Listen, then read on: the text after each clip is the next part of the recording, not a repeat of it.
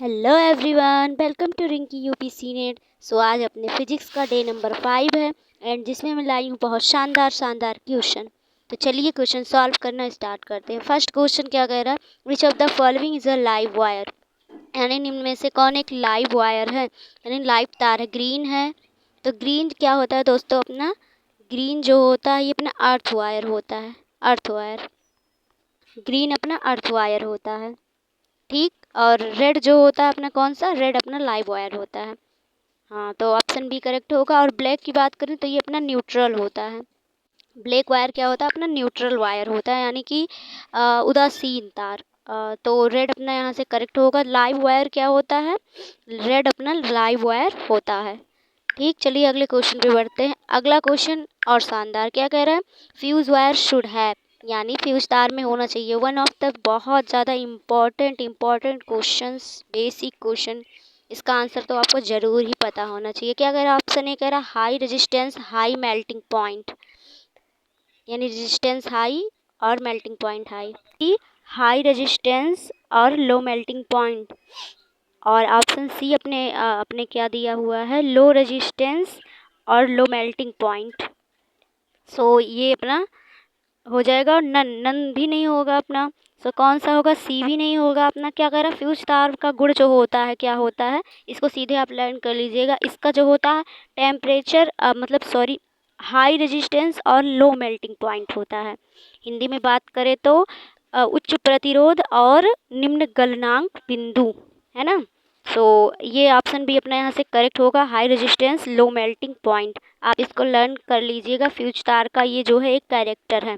And next question, तीसरा question क्या है अपना, the magnetic field lines never insect because, यानी जो चुंबकीय क्षेत्र रेखाएं होती हैं एक दूसरे को कभी नहीं काटती, क्यों। बहुत ज़्यादा इंपॉर्टेंट क्वेश्चन है। तो देखिए, चुंबकीय क्षेत्र रेखाएं क्या होती, मैग्नेट नॉर्थ से साउथ की ओर निकल के जाती हैं और एक बंद वक्र बनाती हैं। ये मैंने आपको पिछली वीडियो में बताया था। तो क्या ऑप्शन पहला कह रहा दे आर वीक, क्या यह कमज़ोर होती हैं। ऑप्शन बी कह रहा दे आर इमेजिनरी, यह काल्पनिक होती हैं। सी कह रहा if would give two directional at point, यानी इसमें एक ऐसे में एक बिंदु पर दो दिशा बताती है। और दे आर स्ट्रॉन्ग, या मजबूत होती हैं।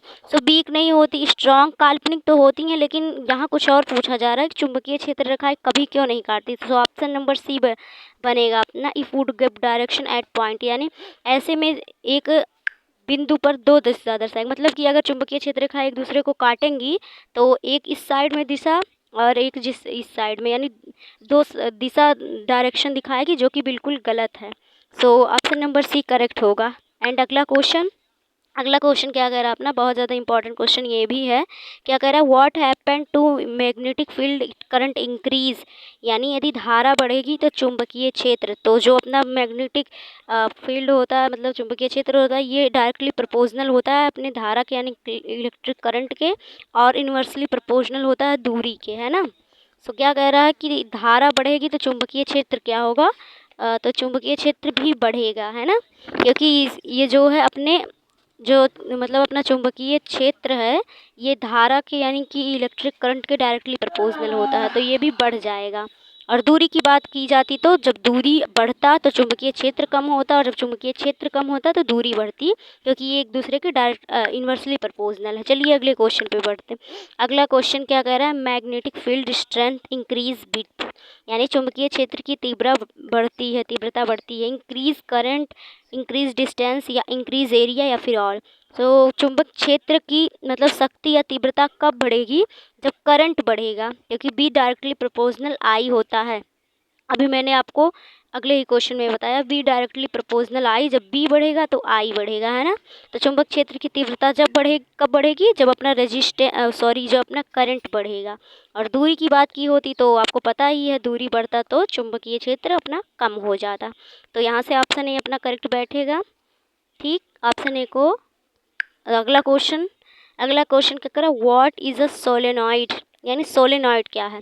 तो मैं आपको बताऊं, सोलेनॉइड कुछ इस तरह से होता है ना, इस तरह की कुछ स्ट्रक्चर होती है सोलेनॉइड की। क्या कह रहा है, सिंगल स्ट्रेट वायर, अकेली सीधी तार, गलत बात। क्या आपको ये सीधी दिख रही है? बिल्कुल नहीं। Option B coiled of many turns, चलो देखते हैं। ऑप्शन सी कह रहा कॉइल्ड विद वन टर्न्स, एक चक्कर वाला कुंडलन, क्या आपको ये एक चक्कर वाला कुंडलन दिखाई दे रहा? बिल्कुल नहीं। और लाइव वायर, बिल्कुल नहीं, क्योंकि रेड वायर जो होता है अपना लाइव वायर होता है, जैसे कि पिछले क्वेश्चन में मैं आपको बता चुकी। सो ऑप्शन नंबर बी यहाँ से होगा कॉइल ऑफ मेनी टर्न्स, यानी कई चक्र वाला कुंडलन, जो कि स्ट्रक्चर मैंने बनाया आपको ऐसे भी इसका आंसर पता ही चल गया होगा। कॉइल ऑफ मेनी टर्न्स यानी कई चक्कर वाला कुंडलन यहाँ से अपना करेक्ट आंसर हो जाएगा। ओ थोड़ा गंदा हो गया, बट ऑप्शन बी यहाँ से अपना करेक्ट आंसर हो जाएगा। हाँ, चलिए फिर आज के अगले क्वेश्चन पे बढ़ते हैं। कुछ न्यूमेरिकल भी हैं, जैसे कि ये क्या कह रहा है, a straight conductor carries current of 10 ampere, what will be, तो आई का मान दे रखा है, पहले लिख लेते हैं। और क्या करा, will be strength at distance 5 centimetre from the site, यानी कि क्या दे रखा है, डिस्टेंस दे रखा है, यानी दूरी दे रखी है, जिसको डी से डिनोट करेंगे। डी इक्वल टू 5 सेंटीमीटर दे रखा है अपन को। ठीक, तो अपने को क्या पूछा गया, मैग्नेटिक फील्ड पूछा गया है, यानी बी का मान पूछा गया है। तो चलिए नेक्स्ट स्लाइड लेते हैं और आपको इसका सॉल्यूशन करते हैं। ए का मान दिया गया और डी का मान सेंटीमीटर में है, तो पहले इसको मीटर में चेंज करेंगे, है ना। 5 × 10⁻² अपना हो जाएगा। फिर अब इसके लिए एक फार्मूला यूज़ करेंगे, v is equal to μ0I upon 2πr या 2πd, 2πr या d, क्योंकि डिस्टेंस है ये ना। सो अब μ0I का मान रखेंगे 4π × 10⁻7।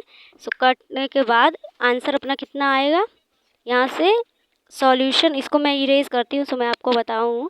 यहाँ से मान रखने के बाद अब जब इसको सॉल्व करेंगे अपन, तो फिर 4 × 10⁻² को अब ऊपर लेके जाएंगे, है ना। यहाँ से 10⁻² को ऊपर लेके जाएंगे, बहुत बेसिक सा हुआ, तो प्लस में हो जाएगा। सो 4 × 10⁻, अब 7 में से 2 करेंगे, 10⁻5 बचेगा।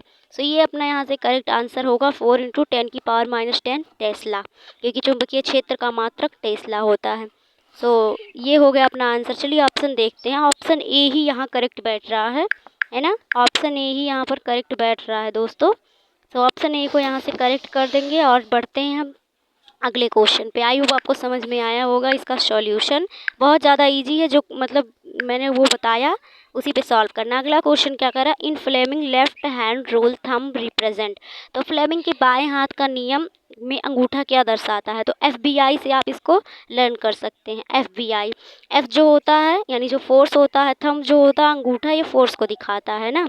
अंगूठा यानी थंब जो होता है ये फोर्स को दिखाता है। B यानी चुंबकीय क्षेत्र जो होता है ये अपना इंडेक्स फिंगर, और I यानी जो अपना करंट होता है ये अपना कौन दिखाता है, ये अपना मिडल फिंगर दिखाता है। सो क्या कह रहा है, अंगूठा क्या दिखाता है, तो ऑब्वियसली फोर्स दिखाता है ना। फोर्स अपना यहाँ से करेक्ट हो जाएगा। ऑप्शन सी अपना यहाँ से करेक्ट बैठेगा। चलिए अगले क्वेश्चन पे बढ़ते हैं।